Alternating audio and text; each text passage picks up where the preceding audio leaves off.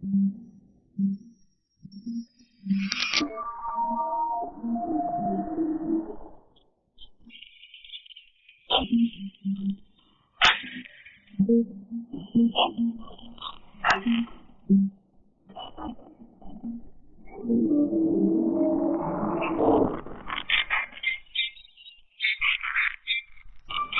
TV देखने वाले सभी नाजरीन को मेरी तरफ से अस्सलाम वालेकुम। दोस्तों, आज की इस वीडियो में हम बरे-आज़म अफ्रीका के शुमाल मगरबी और बरे-आज़म एशिया के सनाई जजीरा नुमा पर वाक़े एक मुल्क मिस्र की सैर करने वाले हैं और बात करने वाले हैं इस मुल्क की तारीख और इस मुल्क के दिलचस्प और अजीब हक़ाइक़ की। मिस्र की तारीख, तहजीब व तमद्दुन और सकाफत हजारों साल पुरानी है। हम अक्सर मिस्र में वाक़े एहरामों और दरिया नील के बारे में तो सुनते रहते हैं। इन सब के अलावा मिस्र इस्लामी तारीख का भी गहवारा रहा है। हजरत मूसा और हजरत यूसुफ के दौरे नबूवत में मिस्र का बहुत बड़ा नाम मिलता है। जब अल्लाह पाक ने अपने प्यारे अंबिया को बनी इसराइल की तरफ नबी बनाकर भेजा तो ये लोग देवी देवताओं की पूजा किया करते थे। कहा जाता है कि बनी इसराइल के कमोबेश 1400 देवता थे जिनकी वो पूजा किया करते थे। इनका सबसे बड़ा देवता रा हुआ करता था जिसे वो सूरज देवता कहा करते थे। मिस्र की तारीख के बारे में कहा जाता है कि ये वो खिता था जहाँ 3200 कबले मसीह में बादशाह मारना ने तमाम मिस्र की छोटी बड़ी रियासतों को फतह करके एक हुकूमत के ज़ेर तसल्लुत कर लिया था और यूं मिस्र पर फिरौनों की हुकूमत चलने लगी। यहाँ मैं पूरी कोशिश करूंगा कि आपको मिस्र की इस्लामी तारीख से भी आगाह करता चलूं, लेकिन फिर भी अगर कोई गलती रह जाए तो मैं अल्लाह रब्बुल इज्जत से माफी मांगता हूँ, जबकि आप लोगों से मैं पहले ही माजरत कर लेता हूँ। यहाँ मैं एक बात मजीद आप लोगों को बताता चलूं कि फिरौन किसी इंसान का नाम नहीं था। फिरौन मिस्र में हुकूमत करने वाले बादशाहों को कहा जाता था, बिल्कुल वैसे ही जैसे हिंदुस्तान में बादशाह, चीन में खाकान, रूस में जार, रोम में कैसर, जबकि ईरान में बादशाह को कसरा कहा जाता था। इन बादशाहों यानी फिरौनों और उस वक्त के लोगों का ख्याल था कि एक ऐसा वक्त भी आएगा जब वो दोबारा जिंदा होकर अपनी जिंदगियां गुजारेंगे। इसी मकसद के लिए फिरौनों ने कई अहराम तामीर करवाए जहाँ वो अपनी मम्मीज को महफूज किया करते थे।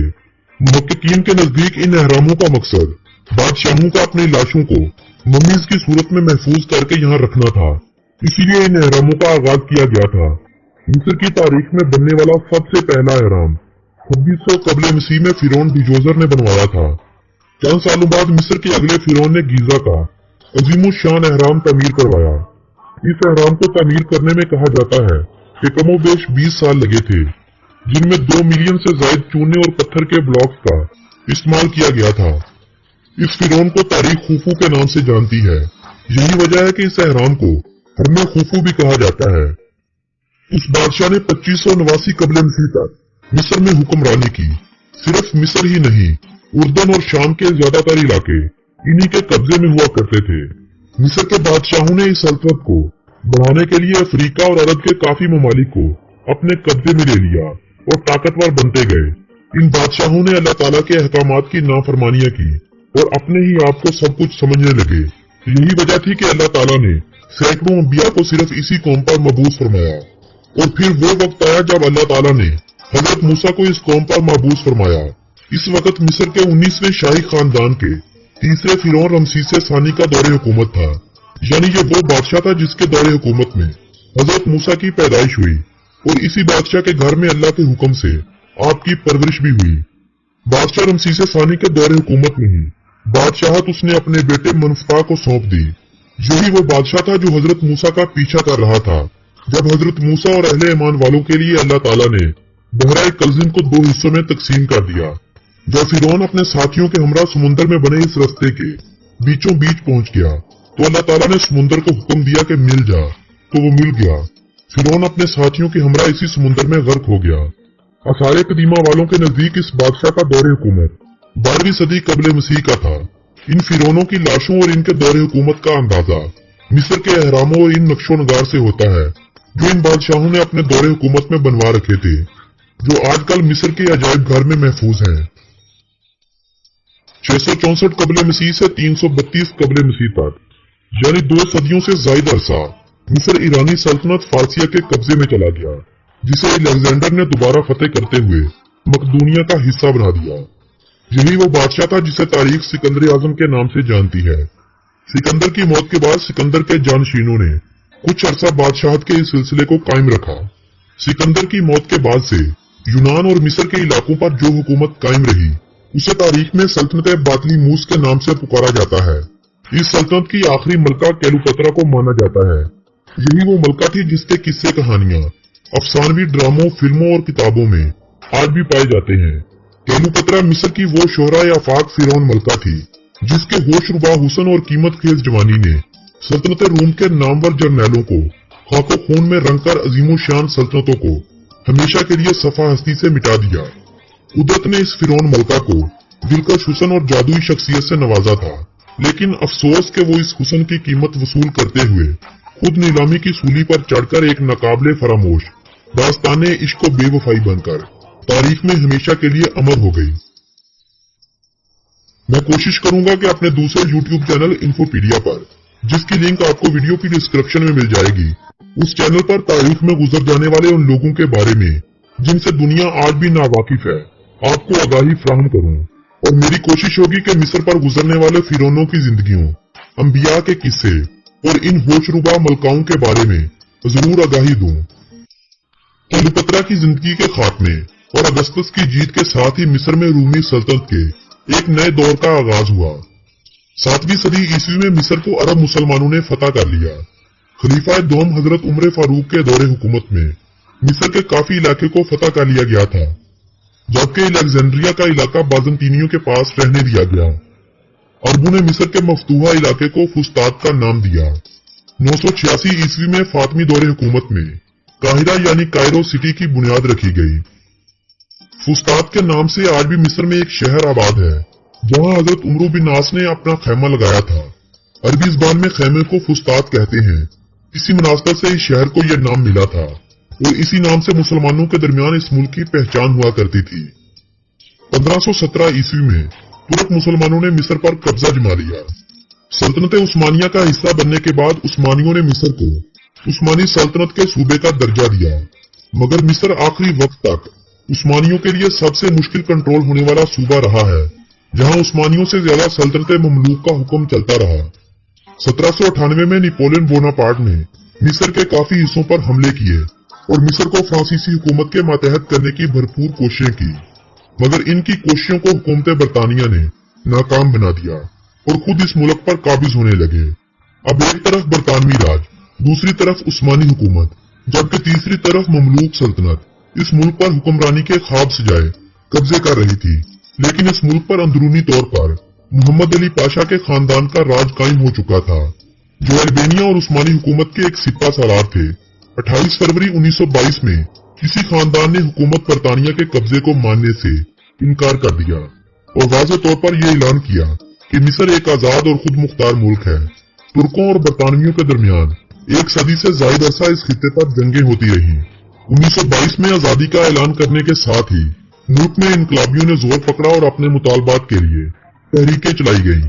23 जुलाई 1952 का वो दिन था जब इनकलाबियों की सुन ली गई। तब से इस दिन को मिस्र में इनकलाबी दिन के तौर पर मनाया जाने लगा। अगले साल 18 जून को मिस्र जमहूरी मुल्क करार पाया। अपनी आजादी के बाद से मिस्र के इसराइल से ताल्लुकात खराब हो गए, जो आज तक सही नहीं हो पाए। इसराइल और मिस्र के दरमियान कई बार जंगों का आगाज हो चुका है। मिस्र ही वो पहला मुल्क था जिसके सदर ने बाकायदा तौर पर इसराइल का दौरा भी किया था। आज मिस्र का जमीनी रकबा 10,02,450 मरबा किलोमीटर है और ये मुल्क अपने रकबे के एतबार से दुनिया का 29वां बड़ा मुल्क है, जबकि इस मुल्क की आबादी 2017 में लगाए गए एक अंदाजे के मुताबिक 9,79,44,500 अफराद थी, जिसकी बुनियाद पर इस मुल्क को दुनिया का 14वां बड़ा आबादी वाला मुल्क माना गया था। कायरो सिटी यानी काहिरा शहर इस मुल्क का दारुल हुकूमत और सबसे बड़ा शहर होने का एजाज रखता है। मशरिक वुस्ता और अरब दुनिया का सबसे बड़ा शहर होने के साथ साथ इस शहर को दुनिया का 15वां बड़ा शहर भी माना गया है। मिस्र की करेंसी को मिस्री पाउंड कहा जाता है। इनका 1 पाउंड पाकिस्तानी 7.51 रुपयों जबकि 3.95 इंडियन रुपयों के बराबर है। +20 इस मुल्क का कॉलिंग कोड और EG इस मुल्क का कंट्री डोमेन नेम है। 2013 से सदर मोहम्मद मुर्सी की हुकूमत का तख्ता उल्टने के बाद से मिस्री फौज के जर्नैल अब्दुल फातेह अल सीसी मिस्री सदारत के ओहदे पर काबिज हैं और मुस्तफा कमाल बराए नाम के वजीर आजम हैं। वक्त के लिहाज से मिस्र पाकिस्तान से 3 घंटे पीछे है। ये मुल्क पाकिस्तान से 3763 किलोमीटर की दूरी पर वाक़या है। पाकिस्तान के क़याम के बाद से 1951 में दोनों ममालिक के दरमियान सफारती ताल्लुकात कायम हो चुका था, लेकिन इससे कबल कायदे आजम भी मिस्र का बाकायदा तौर पर दौरा कर चुके थे। पाकिस्तान ने इसराइल के खिलाफ मिस्र की जंगों में फौजी और माली मुआवनत भी की है। आज भी पाकिस्तान और मिस्र के ताल्लुकात इतने बुरे नहीं हैं। जरूरत है तो एक ऐसे लीडर की जो इस्लामी ममालिक को एक मेज पर बिठाए। मिस्र जाने के लिए पाकिस्तानियों को इस्लामाबाद में कायम मिस्र की एम्बेसी से वीजा हासिल करना पड़ता है, तभी मिस्र में पाकिस्तानियों को दाखिले की इजाजत मिलती है। तकरीबन 1000 के करीब पाकिस्तानी इस वक्त मिस्र में मुकीम हैं। मिस्र का मुकम्मल नाम अरब रिपब्लिक ऑफ इजिप्ट यानी अरब जमहूरिया मिस्र है। मिस्र के अगर महल वकूअ की बात की जाए तो इस मुल्क के मशरिक की जानब बुहेरा अहमर, मगरब की जानब लीबिया, शुमाल की जानब फलस्तीन और बुहेरा रूम, जबकि इस मुल्क के जुनूब में सूडान वाक़या है। मिस्र की कमोबेश 8 करोड़ के करीब आबादी दरिया नील और इसके मुल्हिका इलाकों में मुकीम है। आबादी का बड़ा जरिया काश्तकारी है। मिस्र की काश्तकारी में अस्वान डैम का बड़ा किरदार है। इस डैम को पहली बार बरतानवी दौरे हुकूमत में बनाया गया था। कई बार इस डैम में तब्दीली और पानी के इजाफे की वजह से इसे बड़ा भी किया गया था। 1946 में पानी ज्यादा हो जाने की वजह से एक बार फिर से इस डैम को बनाने पर जोर दिया गया। अमेरिका और बरतानिया से $270 मिलियन का कर्जा भी मंजूर करवाया गया, मगर 1952 में इस कर्जे को रोक दिया गया, क्योंकि अमेरिका और बरतानिया का दावा था कि मिस्र ने चेकोस्लोवाकिया से खुफिया तौर पर फौजी डील की है और अवामी जमहूरिया चीन को मिस्र ने तस्लीम कर लिया है। दरअसल इन ममालिक का ये इरादा था कि मिस्र किसी तरह से इसराइल को मान ले, लेकिन मिस्र के सदर ने वो काम कर दिखाया जो इनके वहमो गुमान में भी नहीं था। मिस्री सदर जमाल अब्दुल नासर ने नहरे स्वीज को कौमी मलकियत में लेते हुए इससे हासिल होने वाली आमदनी से बंद की तामीर का ऐलान कर दिया। इस फैसले ने यूरोप में तहलका मचा दिया। फ्रांस और बरतानिया ने इसराइल को पूरी फौजी और माली मुआवनत की और मिस्र पर हमले करने के लिए उकसा दिया। नहरे स्वीज पर इसराइल का कब्जा हो चुका था। अक़वाम मुत्तहिदा, रूस और अमेरिका के दाखिले से इस कब्जे को खत्म करवाया गया। 1958 में सोवियत यूनियन ने मिस्र से अपने ताल्लुकात अच्छे करने के लिए और अमेरिका के खिलाफ एक और साथी बनाने की गर्ज से अस्वान डैम पर आने वाली लागत का 1/3 हिस्सा देने का ऐलान कर दिया और भारी मशीनरी भी मुहैया की। 1960 में इस डैम का आगाज हुआ और 1970 में यह डैम मुकम्मल हो गया। यह डैम आज मिस्र की काश्तकारी में अपना बहुत किरदार अदा कर रहा है। मिस्र में सिर्फ एक ही दरिया है जिसे दरियाए नील कहा जाता है। इस दरिया पर डैम बनाते वक्त बहुत सी मुश्किलात का सामना करना पड़ा, क्योंकि सूडान इस डैम के बिल्कुल खिलाफ था। 1959 में मिस्र और सूडान के दरमियान एक मुआहदा हुआ, जिसकी रूह से मिस्र हर साल दरियाए नील से 55.5 बिलियन क्यूसेक मीटर पानी इस्तेमाल कर सकता है। दरिया नील के बारे में मशहूर था कि यह दुनिया का सबसे बड़ा दरिया है, मगर अब इस वक्त दरियाए नील अमेज़न दरिया के बाद दुनिया का दूसरा बड़ा दरिया माना जाता है।